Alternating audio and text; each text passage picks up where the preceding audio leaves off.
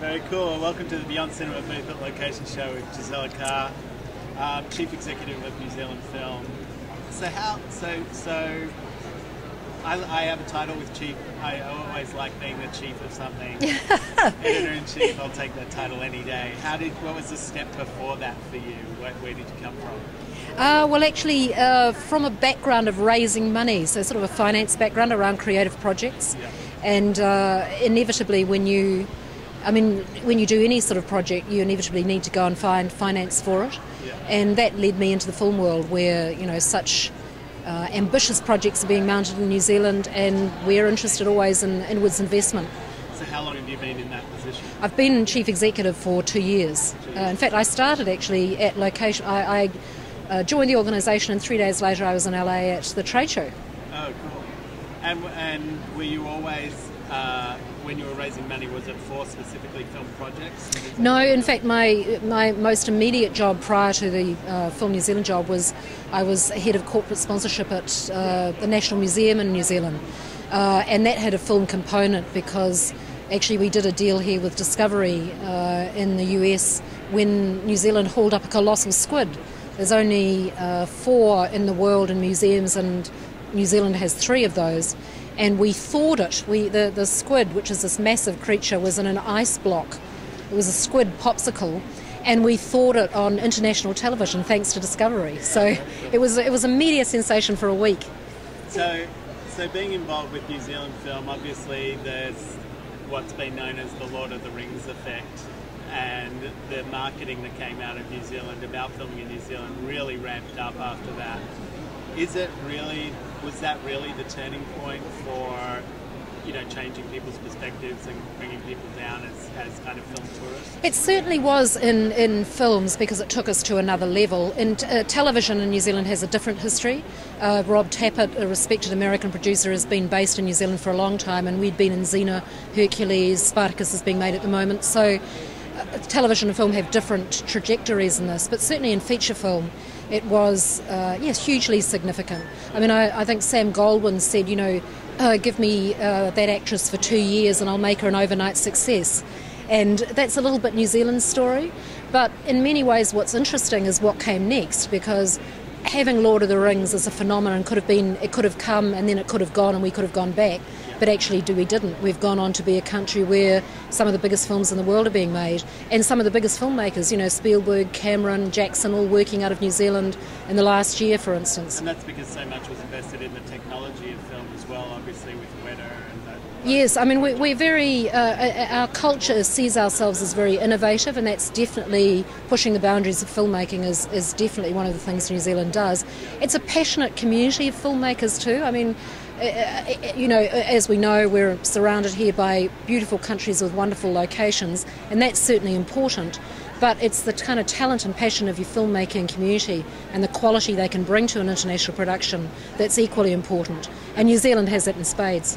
It's interesting that you talk about the filmmaking community. Do you think that is your mandate specifically to attract foreign production, or is it to cultivate local?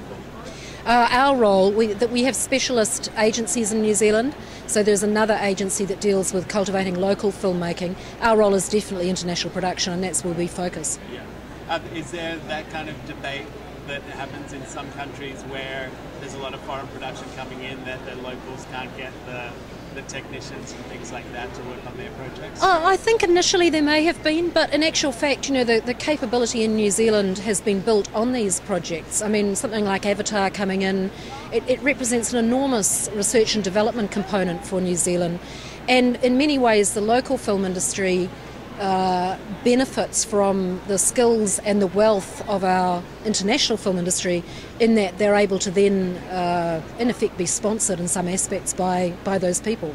So do you feel like even though another department works with local filmmakers, it used to be the case that Australian Kiwi filmmakers, if they had any modicum of success, they would leave and go to Hollywood? Are you finding that maybe there's a greater retention now because these productions can be made? Absolutely. I mean, I think that the significant psychological change for us, as well as the economic change, is that you don't have to leave home to make a production.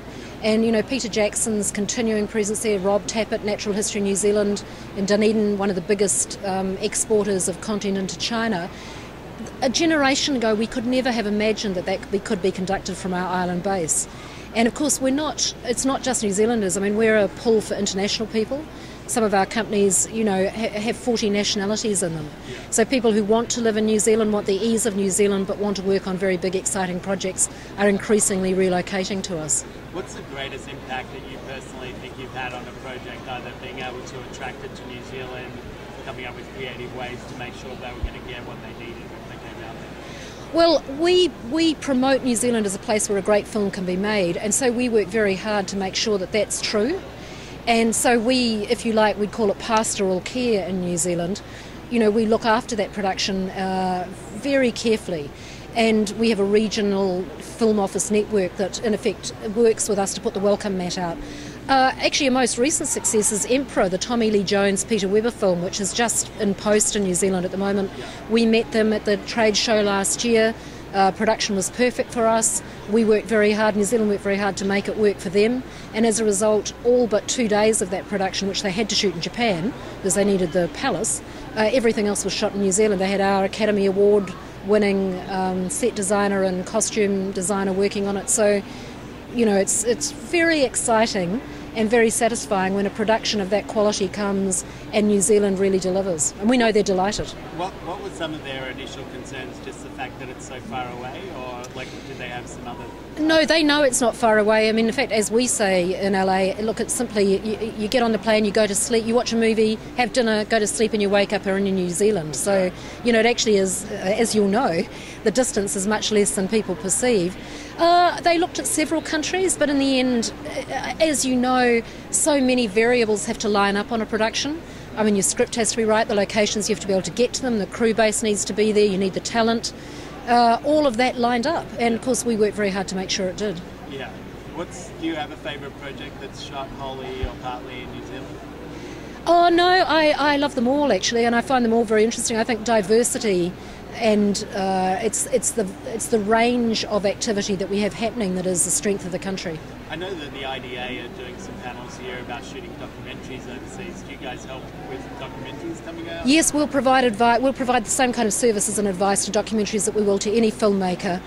New Zealand also does fund some documentaries, but that's principally ones coming out of our own documentary material. Yeah. And I love documentaries. I mean, when I go to the film festival, it's the documentaries I book first, I remember interviewing the Tom Twins a couple of years ago too, so they were pretty fun. I toured. My initial background was actually in theatrical touring. And so we toured the Top Twins around the country when they were in their... Well, we were all 22, actually. Yeah. Very cool.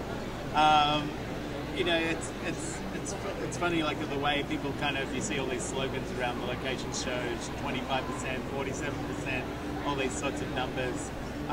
Is that something that you guys have been conscious of, have an attractive incentives package as well? Yes, I mean, occasionally you do feel like you can be in discount alley, don't you? And that's not really New Zealand's reputation. I mean, we don't aim to... we're confident about the ability and strengths of our industry and our total offering not to be in a race to offer the biggest discount. And so New Zealand's incentive is well judged and it continues to bring us in production. Did the incentive come about independently of other countries, or was there some direct competitors that needed to be dealt with? We're always in competition with Australia, Canada and the UK, but the strength of the American dollar in New Zealand, you're getting 80 to 20 cents on your dollar, so in that sense the exchange rate works in our favour, which it doesn't always work for our competition. Yeah. And also we're not after every piece of business in the world, we're after substantial business that enhances our reputation, builds our industry, that we can do a great job for the filmmakers. If you could ask the government for one thing right now that would help, what would it be? Well, funnily enough, we're in a country where the Prime Minister is our biggest cheerleader. And in many ways too, New Zealand is it's a nation of 4.5 movie enthusiasts. None of this happens without the permission of the community. If we want to turn off a river for a shot, or we want to go up into our mountains, all of that's kind of possible in a country like New Zealand. So continuing the good feeling of the people of New Zealand towards filmmaking would be one. the huge pride that New Zealanders feel in attracting international production and being a place where it's made. Hobbit coming out, of course, is going to be an absolute moment in the sun for us.